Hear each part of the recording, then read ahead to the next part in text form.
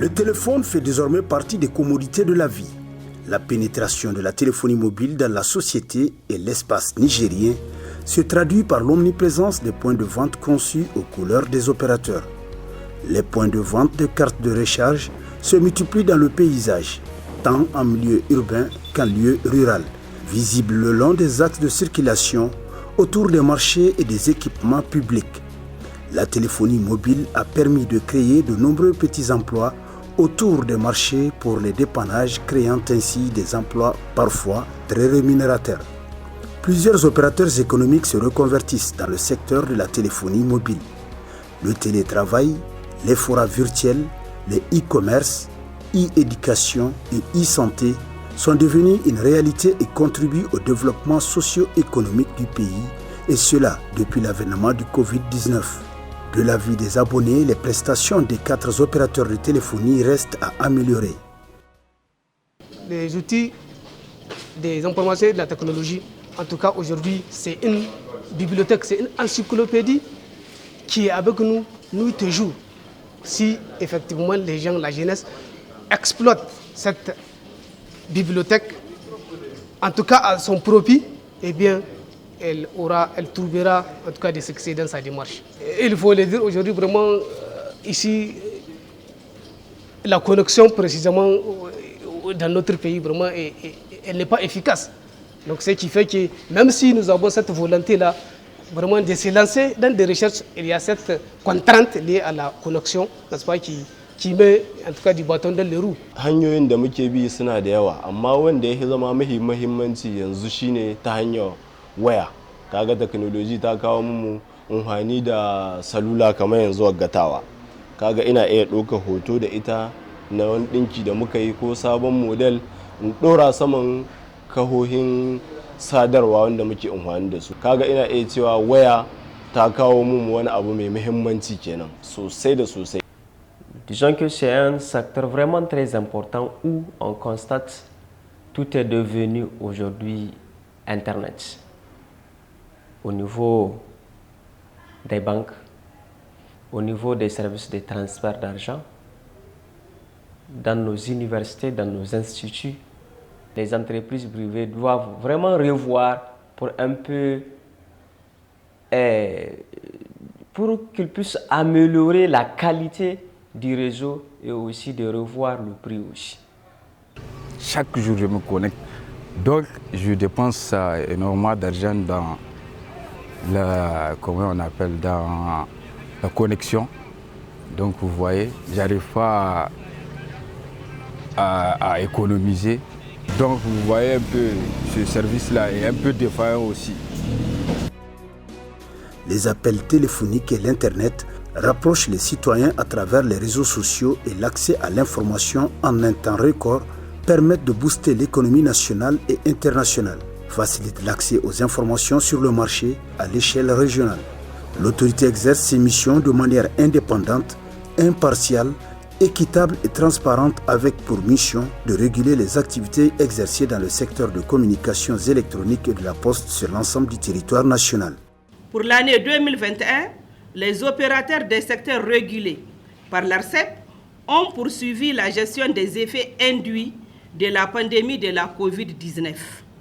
Et c'est dans ce cadre que son Excellence M. Mohamed Bazoum, président de la République, a initié une rencontre le 7 mai 2021 avec les principaux responsables du secteur de communication électronique. En effet, il a été dressé au cours de cette rencontre un tableau peu reluisant, notamment en ce qui concerne les taux de couverture téléphonique, de la pénétration de l'Internet mobile, la cherté des tarifs et la mauvaise qualité de prestation des services téléphoniques.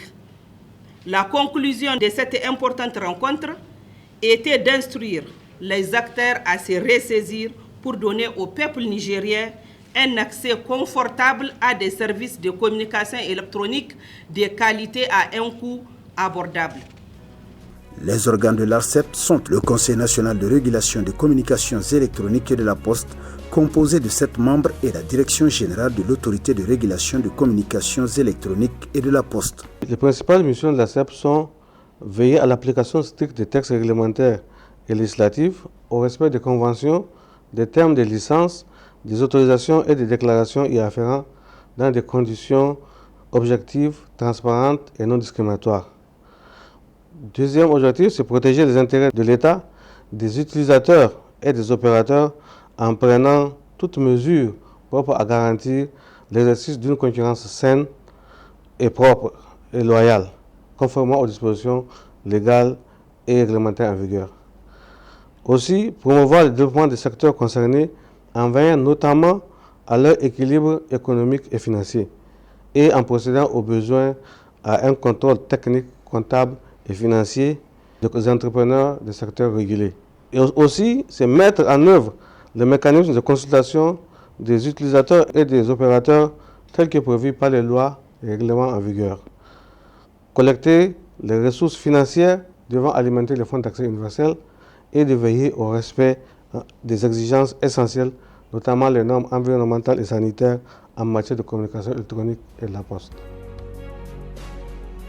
La direction des réseaux et services de communications électroniques au sein de l'ARCEP mène divers types d'activités de contrôle sur les tarifs appliqués et les obligations contenues dans leur cahier de charges et la qualité de leurs prestations par les 4 opérateurs RTL Niger SA, Move Africa Niger, Niger Telecom et Zamani Telecom SA.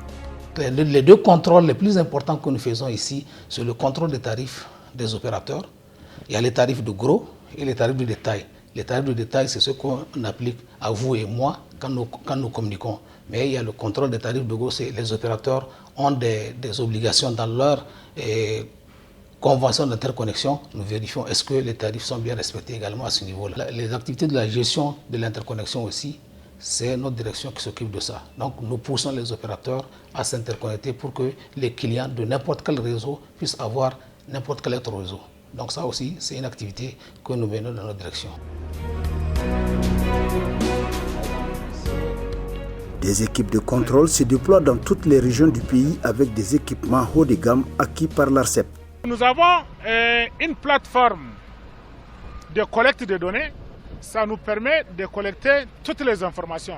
Après, ces informations seront traitées pour faire sortir le résultat. Donc ces résultats seront comparés aux normes qui ont été fixées aux opérateurs. Donc, parmi les équipements, nous avons dans un premier temps un équipement qu'on appelle scanner. Donc le scanner nous permet de mesurer la couverture. Tous ces équipements-là sont monitorés à partir d'un laptop, d'un ordinateur portable.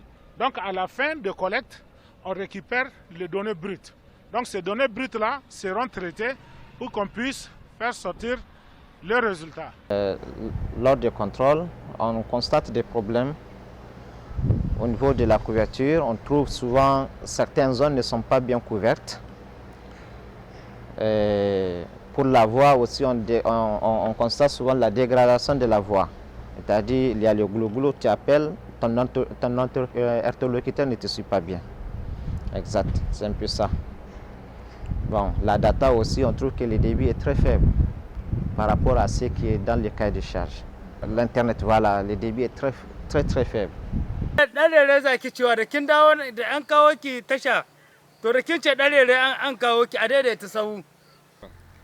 To muna samun matsalar rezo ko ka buga din sai ka ji abun yaƙe bayan kiliya da yake son shi. Wani bi har dala 100 nake sa a kati, amma saboda in ka dan ka biya bukata mutanen nan su shigo su ji ya ka ga gwaba ga menene, amma sai ka ji matsalar rezo sai ka ji ana ta care no.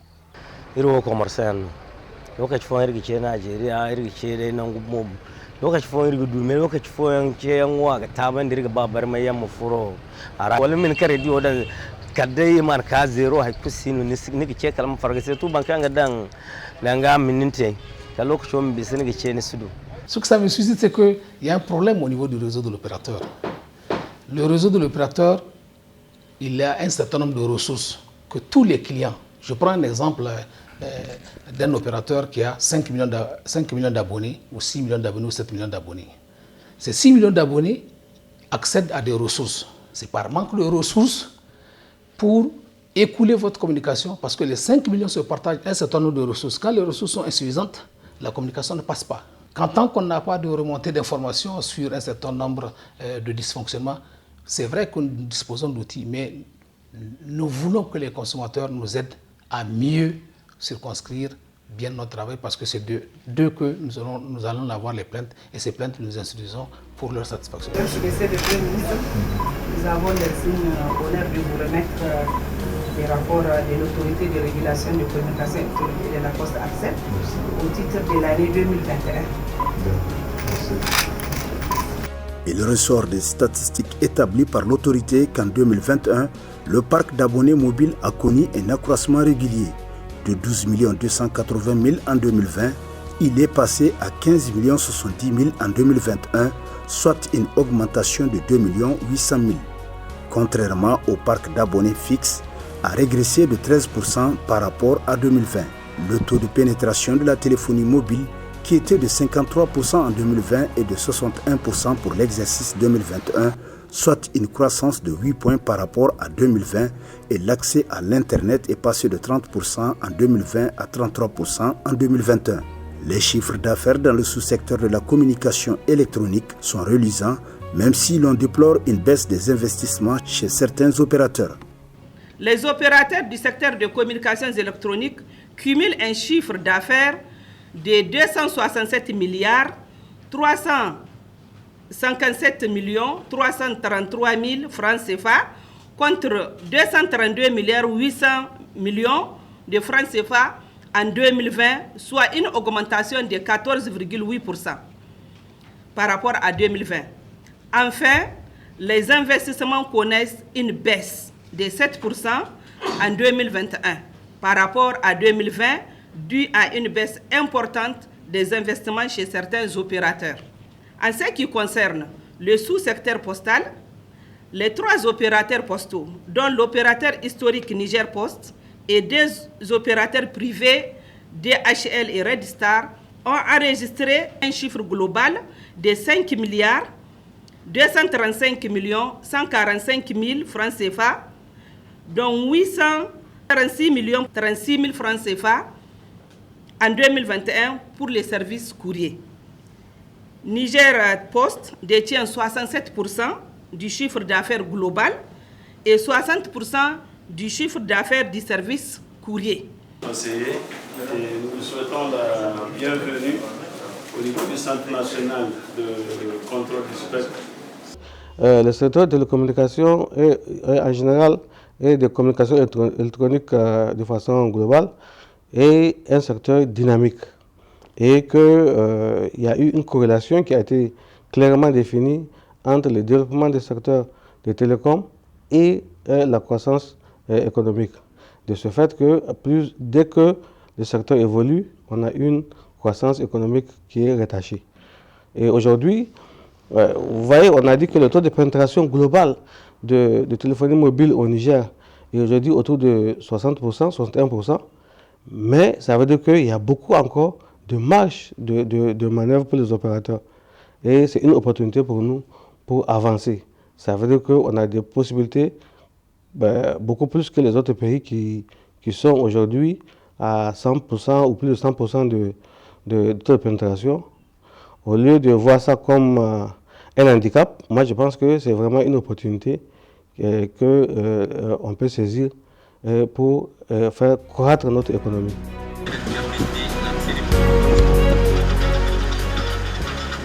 La direction des radios communautaires, qui a pour mission de la gestion et la planification des spectres de fréquences radioélectriques ainsi que du contrôle de son utilisation et de la conformité des équipements radioélectriques, s'est dotée de nouveaux équipements entre 2020 et 2021. 3 stations mobiles de contrôle des spectres et un centre de contrôle. Elle envisage à court terme de se doter d'une station fixe de contrôle de haute fréquence, HF, pour assurer une couverture nationale. Pour bien mener cette mission, l'ARCEP a acquis donc récemment 3 stations mobiles de contrôle. Donc c'est des véhicules équipés de différents types d'appareils de mesure pour le contrôle de l'utilisation des spectres, pour vérifier effectivement si où les utilisateurs respectent les termes de leur assignation de fréquence et aussi pouvoir vérifier s'il n'y a pas d'utilisation illicite, donc qui n'ont pas été autorisés par l'ARCEP. Donc, à part ces 3 stations mobiles de contrôle, on a des équipements portatifs aussi qu'on peut utiliser dans des endroits où on ne peut pas avoir accès avec le véhicule. On envisage d'acquérir une station de contrôle HF, donc une station fixe là, qui va nous permettre de contrôler l'utilisation des hautes fréquences, donc des émissions à des centaines de kilomètres, voire même à des milliers de kilomètres. On pouvait identifier les sources.